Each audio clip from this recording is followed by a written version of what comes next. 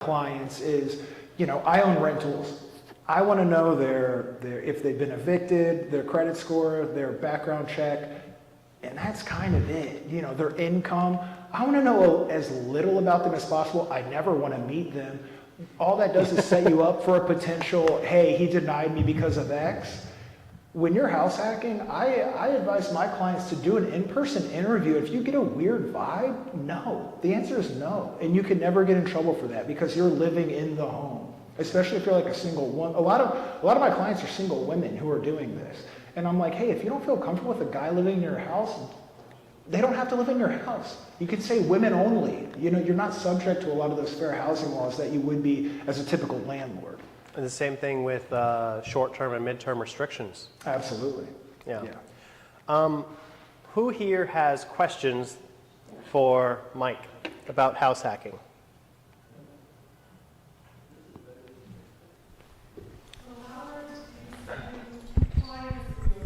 Now, the one that you have is only going to help for the recording. It's not actually going to project. I'm sorry. I'm not being recorded, am I? Well, we all are. Okay. Well, hello. No. What technologies or apps are used that you recommend for the house hacking, for finding tenants, for finding? It depends on the rental strategy. If you want to go midterm, Furnish Finder is amazing, Airbnb is amazing. If you want to go short term, Airbnb, VRBO. Long term, a lot of people are surprised when I say this. I've placed more long-term tenants through Facebook Marketplace than probably any other avenue. You can put it up on Zillow. There's a million ways to put it up, but Facebook Marketplace, you will get most likely inundated with applications, and then at that point you just have to sift through them and determine the right one. I use Rent Spree to do the background checks and the credit checks. I am a little bit more lenient on credit than some people are. I only have a few hard no's. If you've been evicted, it's a no for me, right? But then beyond all that, I think what's more powerful than all of those things is the in-person interview. We all get those gut feelings and have intuitions, and a lot of people, sometimes they don't want to trust them. Trust them. If you get a weird vibe about somebody, this is your home you're living in. You don't want to feel uncomfortable in your own house. So just say no and you'll find another tenant. We have a lack of affordable housing in this area. There's always need for a room to rent from a young professional who's just trying to save their money, all sorts of cases, but you're not going to want for tenants. You'll get a lot of applications, and then it's really just up to you to kind of sift through them and determine which one is going to be right for you. Thank you. Yeah. Who else has a question?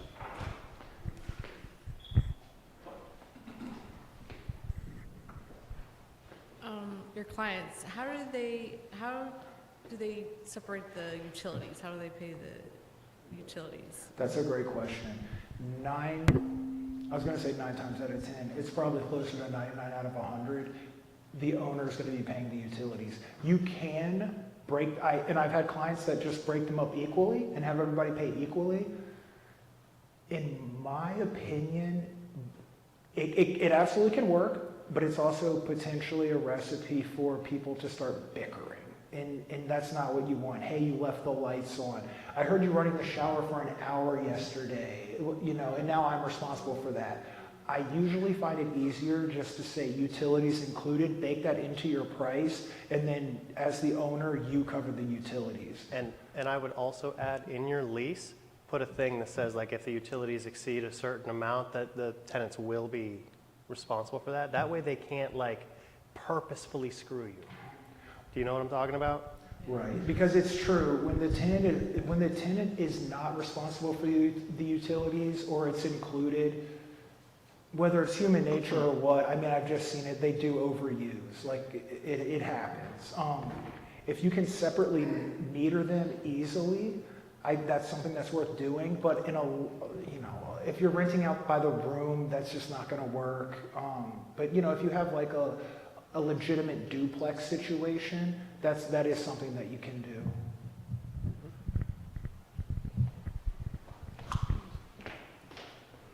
Oh, no. So I actually have like 2 questions. So we are in the process of closing a home, and we're gonna house hack for sure. Love it. So what? Congratulations. Thank you. Yeah. So during that closing process, what are things, in your opinion, we should be preparing for? So some things we've talked about are like house rules, tenant screening procedures. Are there anything else we should be considering along the way so we don't, make a big error? Just having a lease in place, clearly defined rules, and then sticking to them is a big one. I've seen a lot of people have their house rules, they get broken, overlooked. People sometimes naturally kind of test the boundaries, and if they see that they are not firm, they will kind of keep pushing. But I mean, that's the big one. And really, tenant selection is the single most important thing. If it can be like someone that you already know, like, and trust, that is like the perfect situation. If you're going with just random people that you're finding on Facebook, again, the in-person interview, I'm a huge fan of. You'll get more from that than you'll ever get on a background check or a credit report. If they have an eviction, to me, it's just a hard no. Sometimes they'll have like the stories of why it happened and everything else. I don't want to sound heartless, but I can't be the next person that needs to evict you. I don't want to put myself in that position. So just having the house, you're already on the right track, having the house rules, making sure that those are clearly defined in a lease. They're agreeing to it, and if they are not following those rules, you have a clear path to remove them if necessary. How many rooms are you renting? 2, and that'll be 2? a shared bathroom. Shared bathroom? Yeah. So you're going to need a roommate agreement in addition to your lease. That way it's more clearly laid out what happens with them between each other. And I'm guessing the lease has to be linked to the roommate agreement, like mentioned in the lease? Yeah. Okay. Yeah, and you're also going to want to know at least 2 property managers, so that way when you get in trouble and you need to call someone, Okay. someone's there to pick up, and if that person's busy, you got a backup. Well, one of my clients had an issue just last week, and I answered it to the best of my abilities, and then I sent it to 2 property managers to say, hey, can you take a second look at this and let me know where we sit legally? Yeah, because someone who deals with like 100 of these a day is just going to have a different level of experience knowing how to solve the problem quickly. And having that level of confidence is going to give you more confidence to act. Yeah, obviously, that property manager has a broker contact or an attorney if they need to Right. get new information. Some of that is common sense, but many people won't do it. If you're interviewing people and you guys are partiers, like, don't interview someone who's like 50, 60 years old who needs peace and quiet. Like, find alignment, right? Fortunately, so we're living in Fredericksburg, and we're like close to like University area, Washington. There's a VA hospital being built there, so hopefully we're going to be finding students from nurses. Exactly. Oh, yeah. Reach out to the hospital directly and see if you can get the direct placement from the hospital whenever they have people traveling. You're going to be way better off that way. That's something a lot of people overlook. If you have a major a major source of employment, whether it's a hospital, military base, you can reach out to them directly and say, hey, we have this available.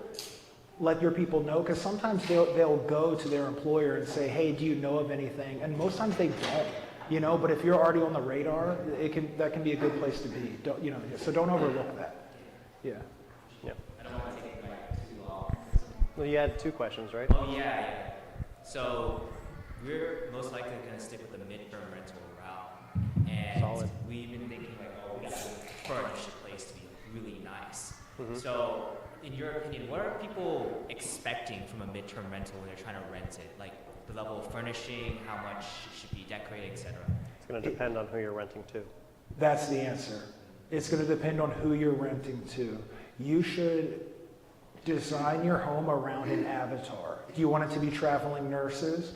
Do you want it to be people that are filing insurance claims because their house flooded or whatever and they're going to be here? Are you going to be bringing in construction workers that are working on a local project that you know of? Up in Northern Virginia, we have a lot of government workers. If it's students, you want to have a desk in each room. I noticed that makes a huge difference. It really depends on And, who are we going after. and think about pets too. People will pay a premium to have their best friend in the whole world with them.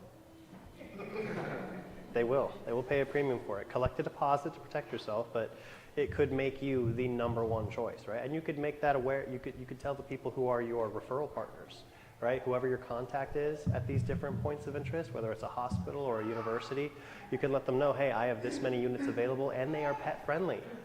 And you shoot to the top of the list for the people who that criteria is met, right? You want to go narrow and go deep. That way, you can go big. That last point that he made is huge. Narrow and deep. A lot of people think, oh, well, if I'm only focusing on X, I'm not going to get all the money from Y and Z. The complete opposite happens. When you focus on X, you will get every single X and experience no Yep. vacancy. And by the way, property managers are different depending upon whether you're going for short, medium, or long term. So if you need a midterm rental property manager, we had one here last month. I wish you had been here, but I'll give you her number. They do by the room or is it the whole property? Everything. Yes. Is that Jamie? Yeah. She had a She'll great do presentation. Yes, no, she's a great person to talk to, and he can hook you up with her. Yeah. Do you know she was renting for $4,500 a month a property up in Philly, but the long-term rent would have been $11,000? I do. Crazy. Her numbers blew them. She's the person that first introduced me to midterm rentals, and now about 50% of my clients do it because the numbers you get are just mind-boggling Yeah. if you've never looked into it. It's incredible. Yeah. Anything else? Not for now. Okay. Well, if you're doing midterm and you're renting, consider the different types of insurances that you're going to need because they're going to be different. And Jamie can help hook you up with that. But there's even insurance for like the incidentals with the furniture. Yeah, stuff like that you're going to know. And also make sure you set up your business because you are now a business. So set it up that way. Get the right bank accounts, get the deposits. Don't get yourself in legal trouble. Do it right. Other questions? Apologies for my son in the hallway. He thinks he's a dinosaur. It's adorable. Sorry I missed most of your presentation. But I met this woman at the dog park. She's really into IT. She's a senior manager. All of her work is from her home. But she bought a house in Herndon. She's a single woman. And she rents out her backyard, which is fenced in, to people who want their dogs to run around during the day. And she's making $4,000 a month just letting the dogs run around her backyard. I love this. Incredible. I love And this. she, so it's two-story house, so the two-story house, so it has. So just to project what he's saying, he knows a woman in Herndon who has a fenced-in backyard, rents it out during the day to people's dogs. Yes. Right? Yes, and so she has a two-story house, so she has a deck that goes a long length the back of it. So that if it's in inclement weather, the dogs have some shelter. And she Yeah. puts out water, and she puts some generic dog food out there, so they don't have to be in the direct sun, even on a summer Yeah. day. But one of our clients, when he travels, he himself pays her $1,000 a week, just to let her dog. $1,000 a week. Did to you let- hear that? To let the dog run around the back. It's actually, so you bring up a good point. There are many different auxiliary strategies that you can add to boost your returns. Dog backyard is not one I'd heard. I know a guy in Stafford who rents out a garage. He's already got a duplex, rents out a garage to another company, and his name is Tom, and he's sitting right there. I was going to say, I have seen rented out garages. I have seen rented out storage units. I have seen rented out parking spots. I have seen someone who flips horses.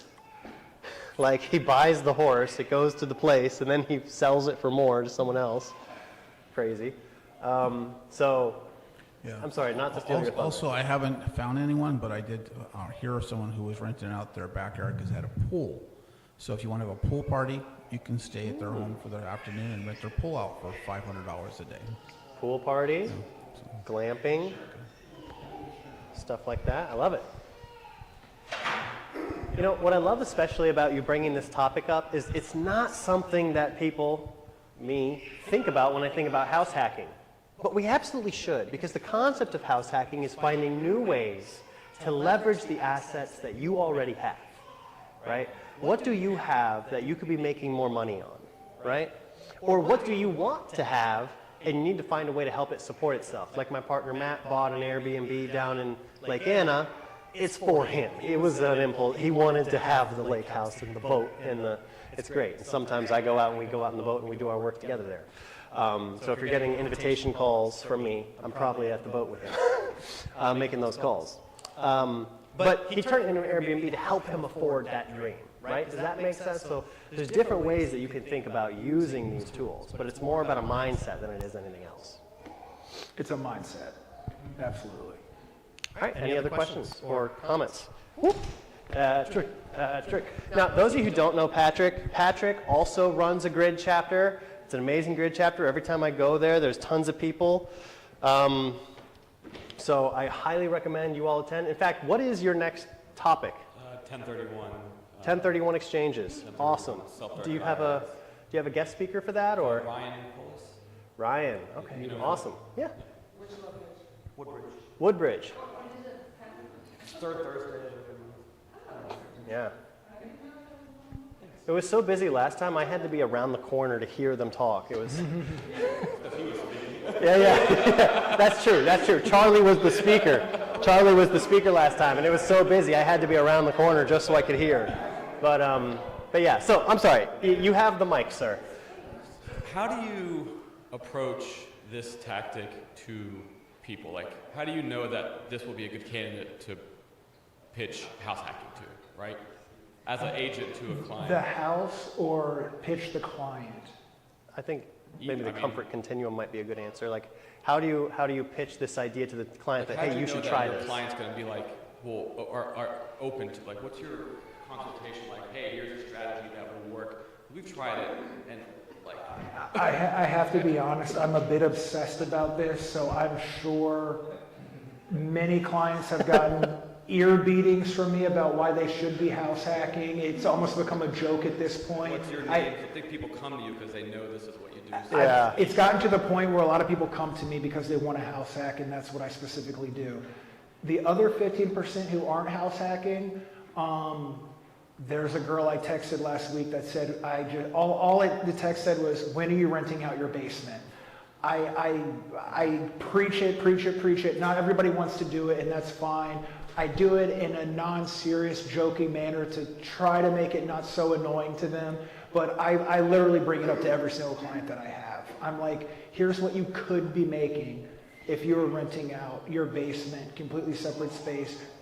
A lot of people, they get to a certain point in life and like they don't want roommates, and that's completely fair, and I get that. But if you do have a separate space, it's like you'll never see them, you'll never hear them, like $1,500 a month, maybe think about it.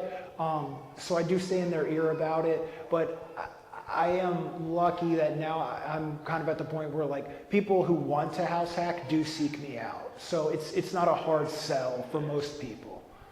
We have an additional question over there. So, I mean, the houses themselves, obviously most of them don't come ready to be hacked. So there's some construction going on or some renovations going on? A lot of them do.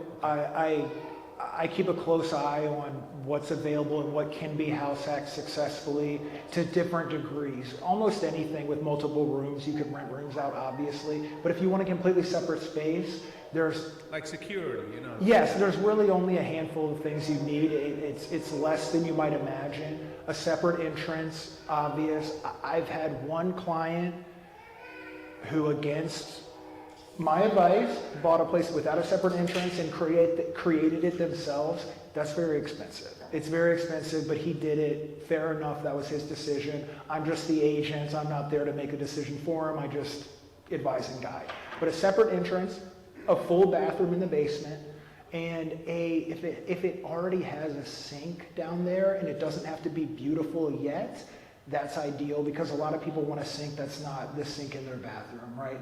But if it has the plumbing for a wet bar, incredible. You can Yeah. basically just pop it in. You can change a not so nice sink for a better one. It really just needs a sink and like a flat space for them to, plug their things in. Most places don't have ovens, sometimes they do, but you have an outlet for a fridge, and then most people are using either hot plates, electrical stoves, microwaves, toasters, toaster ovens, things, just plug-in appliances that you can put on that wet bar that they already have. So it's not super complicated to find a house that already has these things, but I do advise my clients that if they want to go into it with the least initial cost, have the separate entrance, have the wet bar, and have a full bath. That's really it. Maybe you have to frame a door at the top of the stairs. Not a big deal. Hopefully it has it, but if it doesn't, I would never pass up a good opportunity because you have to frame a door. That's little stuff. Generally, anything that has, so like if it's a single family, we usually want to have like a basement that has egress. Right. If it's a townhouse, I like end units because it's a lot easier to get them to that back door. Preferable. Right. To double tap on that if it's not, in unit is ideal, doesn't necessarily need to be an end unit, but if it's not, if it has a path or walkway behind, that's way better. Sometimes you'll see townhouse communities where in the back, There's like a road. It's either like a road or where the water runs, where they've like dug a ditch, and it's like, oh, it looks good today, but it's like, if it was raining or snowing, it would be an absolute nightmare. Yeah. Like, this is not the mood.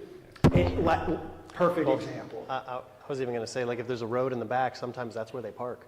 Parking. And parking is the other Parking big is one of the biggest things for house hacking. So for you guys, I hope whatever house you bought has sufficient parking for your tenants. Otherwise, how are they going to? You'll usually have 1 or 2 reserved spaces.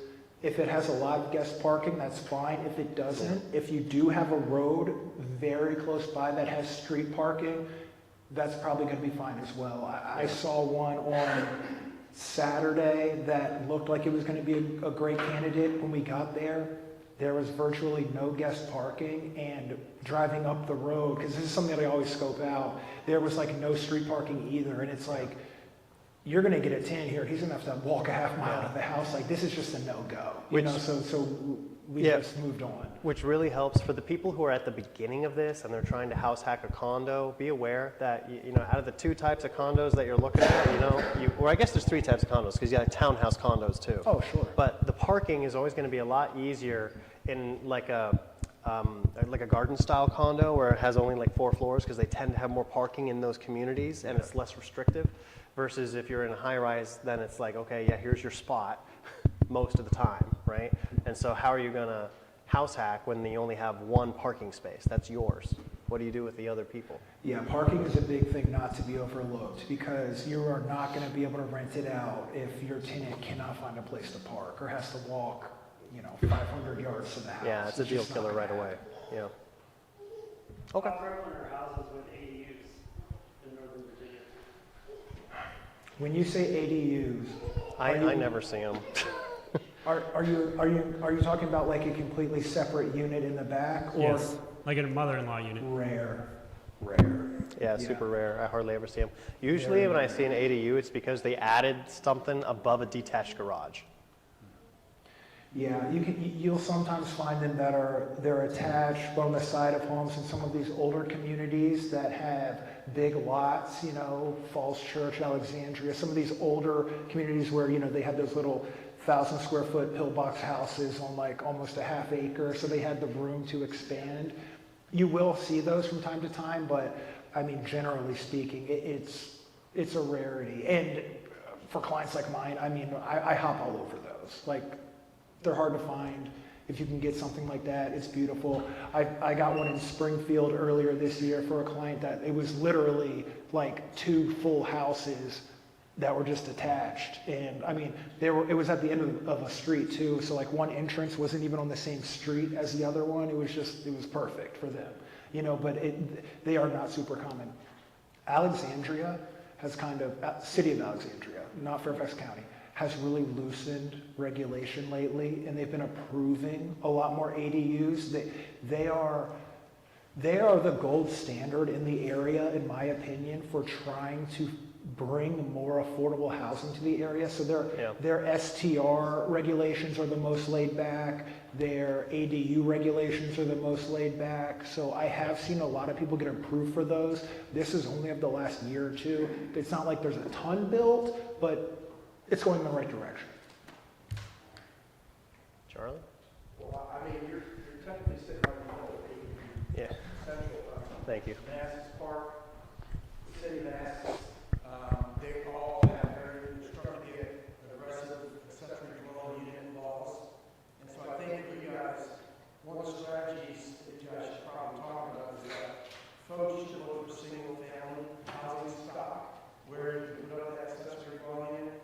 I'm part of the deal in San Jose, California right now where I'm the first trust holder. It's called a shared appreciation mortgage on a single family house in San Jose.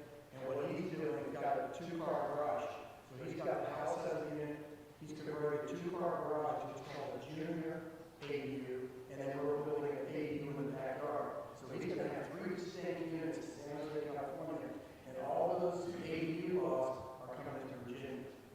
Manassas Park and Manassas City are very aggressive right now on ADUs. And the reason I say that is because you can purchase older single-family housing stock for a decent price to do that. And so that's not a bad cash flow either. Yeah, that's a beautiful idea. Make sure that you're looking at the setback law. Make sure the lot is large enough for that, because there are setback laws. You can't be too close to your neighbors when you're building. So don't think, oh, this backyard looks big enough, like don't eyeball it, like measure it out, make sure of it. But I love that idea. And I hear a lot about that on the West Coast all the time. I've had a few clients in San Diego do a very similar thing to that. So yeah, it's just good news that it's coming this way, because frankly, we need it. We need more housing. We need more affordable housing options for people in this area. Can we get the mic over? You were broaching on the subject of an end townhouse unit or townhome for access to the rear or wherever. What are your solutions for them? Most of them are on a hill because you've got the entrance level and then the back is downhill. Make a path. Do you put stairs? I mean, do you literally put stairs to go down the side of the townhouse to a... If it's a super aggressive hill, maybe. Yeah, I mean, I guess it would depend on the hill. I've never had somebody I would just do a concrete put... path with steps, I have seen steps, but it's definitely not the norm. I don't want to say I've never seen it, because I have seen it. Definitely not the norm. If it's a super aggressive hill, like you said, that might be worth doing. Otherwise, what a lot of people do is just either a brick or stone walkway, and that they just put down, and it's usually fine. In my experience, most of the people that are renting out basements are typically young professionals. Like, you might, you're not probably going to be renting to like a 70, 80-year-old that where like the hill is now going to be like a liability for you. The thing is, that's not an ideal candidate to purchase. Right. I'm sorry? Yeah. That what you're describing is not an ideal candidate for purchase, so I would pass on it and just get a better one. There's a lot of houses for sale, right? But if you've already owned it, okay, and you're trying to convert it, this is how you convert it. Run the math though, find out what that basement unit is worth and how long it's going to take to recoup the cost of installing a path. Yeah, and that's what I say too, because there'll be some times where there's a half bath downstairs and it's like, man, but it's such a good deal, all this, and it's like, well, let's see how much it'll cost to convert it to a full, and maybe it makes sense, and there's been cases where it has, and they've done that. It's just a numbers game, So, if you find an incredible deal, but like it's got like a crazy hill or something, it's like, okay, what would it cost to make this a little bit more manageable for people? And if it makes sense, it makes sense. That's the beauty of treating it like an investment, is like the numbers will give you the answer. It's a little bit less of an emotional thing. And that is where house hacking lies, though, because it is your primary as well. So there's more emotion than if it was just a pure investment property. What a lot of my clients do is they kind of have the mindset of like, I'm going to be here for a year or two. I don't love it, but the numbers are incredible. I'm sucking it up for 18 months and I'm just gonna buy it, live in it, and rent it out. And then I can move on to the next one, you know? I'm always a fan of just beginning with the end in mind. Have your dream vision, your dream ideal that's down the road. And if you have to make a little bit of sacrifices along the way, that's just part of the process. And if you're looking for total separation and you're trying to make it work with a budget that is focused on a townhouse, pay attention to the townhouses where you could have the entrance be through the garage, right? If you're able to create a new separation that didn't prior exist by just putting a door up, so that way the garage entrance takes them to that main level and they're able to access the majority of that main level, and the front door will take you up the stairs to the second level. There's a lot of townhouses in that style where all you gotta do is add that separation, and now you both have access through the front, but you never interface. There's also a community in southern Alexandria, I'm getting pretty specific here, forgive me, but that they do have double front entrance. They have a front entrance basement and then stairs to go up to the second level, which I just love. And I've had 3 people buy in that neighborhood for that specific reason almost. Like they were built to house hack. They're beautiful. Let's talk about that later. I don't think I know about that one. Thank you so much. Back on the topic about midterm rentals, because since we're trying to do that, how do you appropriately price them for rent by the room strategies with house hacking? Depends on who you're renting to. So for example, Jamie would tell you if you're renting to different insurance companies, she knows what their formula is. So that way she knows to quote just the top of the formula and they just approve it. Same thing with government employees. It's public knowledge what they will pay depending on the zip code. It might even not be zip code. I think it might be county for that, but it'll say what they will pay a government worker, and it's a per day thing. And then you can just multiply it by 30 or 60 there's or a government whatever. website you can look up. It's a formula for government workers. It's a formula for insurances. If you're doing traveling nurses, I just look on Furnish Finder and and go a ways out, because the ones that get booked, if you're looking at what's available today, the ones that get booked out are not available today. And another thing you can do is you can look at Extended Stay America or hotel and make that your floor. I'm not going to charge less than this because what I'm offering should be better than a hotel. And if it's not, then let's improve your space. The other question is, have you guys seen the use of detachable walls in spaces to create new rooms, or is that something that's kind of new? Well, I mean, the book that Charlie won today, he tells a story in the book about how his first house hack, he slept on the couch with like a little partition. And he Airbnb'd every room. So I don't know if that's legal, but... Thomas, one of the other sponsors, I don't think he's still doing this, but I know for the longest time he rented out every room in his house and he was sleeping on the couch. Yeah. You can, all on that comfort continuum. Yeah, you can be as uncomfortable as you want.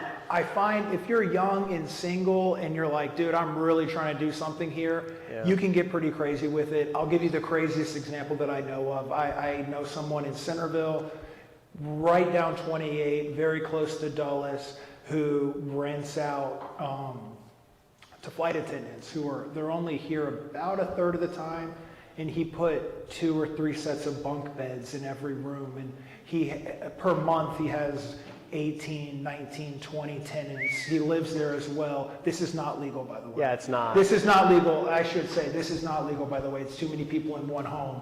But this is being recorded. I would never want to do that, and I would never advise anyone to do anything illegal, and I'm not advising you to do this. But it's the most extreme case of that comfort continuum where it's like, dude, I'm going to suck it up and live like a crazy person. Yeah, we probably should remind you all that you need to check with a lawyer, talk about what the county regulations are, at what point are you no longer a primary household, right? I think there's occupancy limits. Oh yeah, they're all his family. I know they have different names and different ages and everything, but it's okay. It's a big family, a lot of adoptions. All right, any other questions? Okay, let's give Mr. Weber, the House Hack King, big hand. Do any of our wholesalers, or really anyone in the room, have any deals that they are trying to shop? Does anyone have a deal that they are willing to shop to the room? Going once. Going twice. All right. If you do have a particularly good or bad deal experience, I'd recommend that you send it to investor@gridmanassas.com, because that is where you'll have a chance to win the prize, Deal of the Year, amongst all the many grid chapters. We throw a big party at the end of the year. Would love to see you there. If you are struggling to get a potential deal done, but you know there's an opportunity, we have the Grid Real Deal Guarantee, where just give us a call. We will help you close that deal, help you get paid. Asterisk, must be an actual deal. We're not miracle workers. Join us on all these different things. Write us a nice review. Normally I leave the review thing up while you're networking, but I'm actually going to leave Naya's thing up today. So if you want to leave us a good review, please, please do it in the next 5 seconds. 4, 3, I'm not staring at you to see who's nice. 2, 1, okay, cool. Naya, do you want to say anything else about your event, since it's like a week from now? Guys, this is more than just a real estate event. One things that I've realized, I'll stand up. I've been a coach and mentor to investors all over the country since 2015. The biggest success factor with people, the determining success factor is more on the energy, the personal development piece, and really caring about other humans and wanting to bring value to them. When this is all about you, it doesn't matter how much technical knowledge you have, or how much real estate knowledge you have, or structuring deals. That's all my contact info. You will not be successful. So, I will give case studies. I will go into. I've been doing this for over a decade. Just shoot me a text. So, That way I know to I'm send it very to you. passionate in helping people. This is the best time of the year to buy houses, because the real estate market has slowed down. Schools have started. So, I always buy houses in the fall and winter months. There are always people with situations, going through a divorce, going through pre-foreclosure. I just bought a house in Woodbridge that I'm in the middle of renovating right now. I just sold a house 2 days ago in Alabama that fell in my lap. I bought it for $97,000 creatively, and I sold it for $240. I put 60 into it. So, come. And because you're part of Grid Manassas, if you use the Manassas code, Grid Manassas code, you get $100 off. I'm charging $99 for the training. It's from 10 to 3 on Saturday. It includes a lunch and an olive oil tasting, because it's at my family's oil and vinegar headquarters. Oh, if you haven't seen the location where they're hosting this, where they sell the olive oil. Guys, but I'm an olive Beautiful. oil producer from Greece. if you Yeah, haven't she's an noticed olive oil that. producer from Greece as well. It's a beautiful place.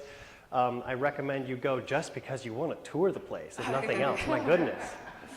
But anyways, I'm here to help you. That's my goal. Thank you, Naya. Awesome. Thank you. All right. So I need everyone to be out of the room by 8 o'clock, because if it's later than that, they start charging me. And I want to keep the relationship I have with the city of Manassas a positive one. So thank you all so much for coming out tonight. Please network, make connections, monetize those connections, and spread the word, so that way next time you come back. Okay? All right. Have a great night, everyone.